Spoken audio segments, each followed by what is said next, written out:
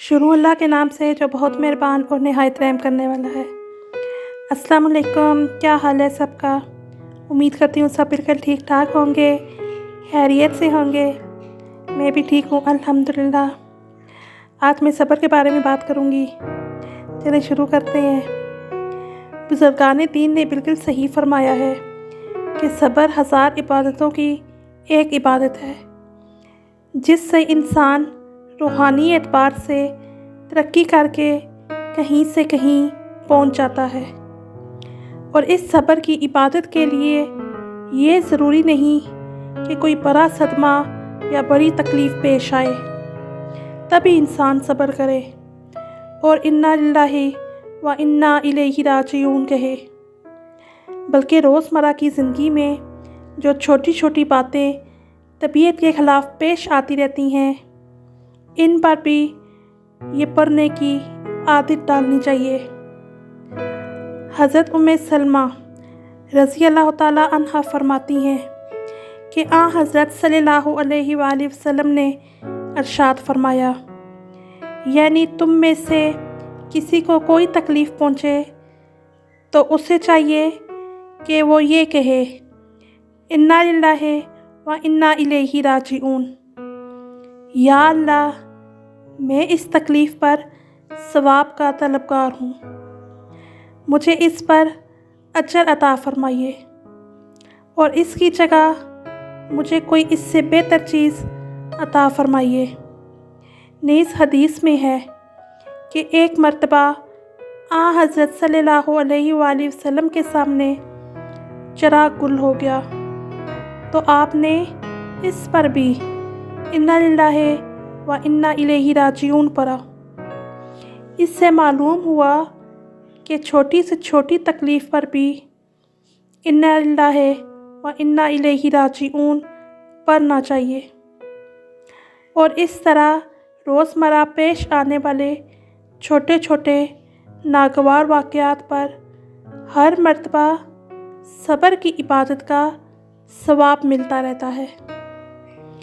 چلتے چلتے پاؤں میں کانٹا لگ گیا، اگر دامن کسی چیز سے الجھ گیا، پاؤں پھسل گیا، گھر میں بجلی چلی گئی، یا کسی ناگوار واقعے کی خبر کان میں پڑ گئی، کوئی چیز گم ہو گئی، غرض اس جیسے ہر موقع پر انا للہ و انا الیہ راجعون پڑھتے رہنا چاہیے، اور ایک مرتبہ دل میں اس بات کا ارادہ جما لینا چاہیے کہ ہر ناگوار واقعے کے پیچھے اللہ تعالیٰ کی کوئی نہ کوئی حکمت ہے، بس اسی کا نام صبر ہے، اور اس پر مسلسل بے حساب اجر ملتا رہتا ہے۔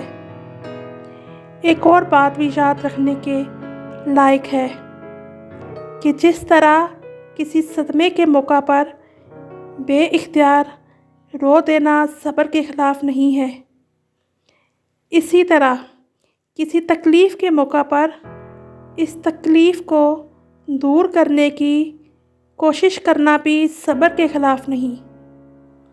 مثلاً بیماری آتی ہے تو اس کا علاج کرنا صبر کے خلاف نہیں، بے روزگاری ہوئی تو روزگار کی تلاش میں صبر کے منافی نہیں، بلکہ یہ تمام کوششیں بھی کرتے رہنا چاہیے اور تکلیف دور ہونے کی دعا بھی کرنی چاہیے، بلکہ تکلیف کی شدت میں کراہنا بھی صبر کے خلاف نہیں۔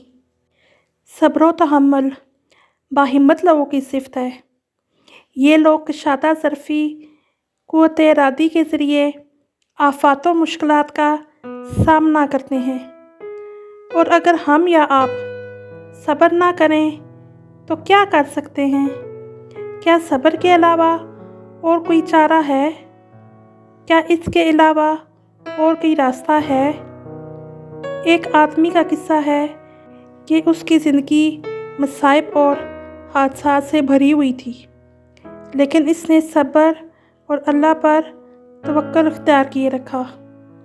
باہمت لوگوں کی یہی بات ہوتی ہے کہ وہ بلاؤں و تکالیف کا مقابلہ کرتے ہیں اور حادثات سے گھبراتے نہیں ہیں۔